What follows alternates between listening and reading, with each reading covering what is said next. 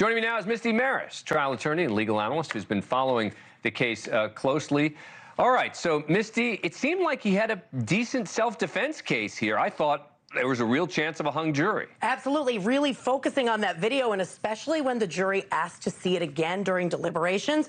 I would have thought the same thing, but Dan, I wasn't surprised. First of all, this was a lesser included offense of a reckless murder. Once that's on the jury sheet, that gives the jury the option. Instead of going for the first degree or going for the self-defense, it's something in the middle. And I think sometimes that can be the right in between for a verdict. But he's in the water, right? He's been knocked down.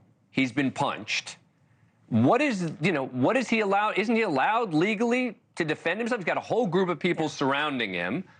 The only way that someone in that kind of situation probably can defend themselves is if they've got a weapon. Yeah, and I think, of course, this is all about who's the initial aggressor. We know that was a tantamount issue in the case.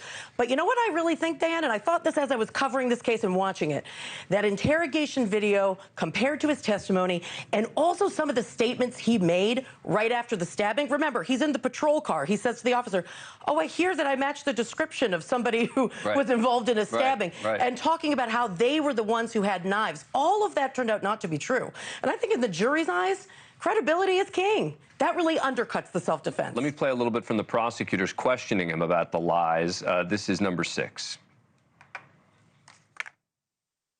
You lied to Sheriff Knudsen, right? I don't remember that conversation. But yes.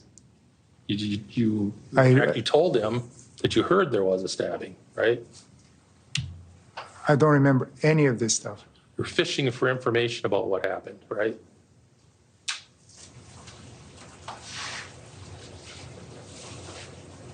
I don't know what you could say I was fishing. I don't know.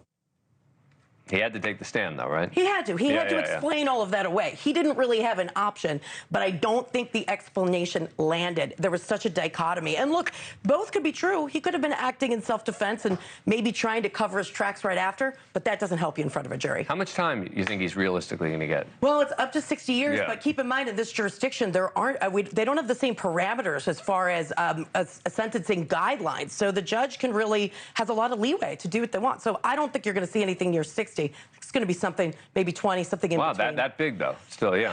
Yeah, I don't know. I mean, a lot of harm here, too. Yeah, Keep in mind the victims. Someone's dead and others injured. Misty Marris, thank you so much. Appreciate it. Thank you for watching. Go to NewsNationNow.com to find NewsNation on your cable provider. And don't forget to click the red subscribe button below to get more of NewsNation's fact-driven, unbiased coverage.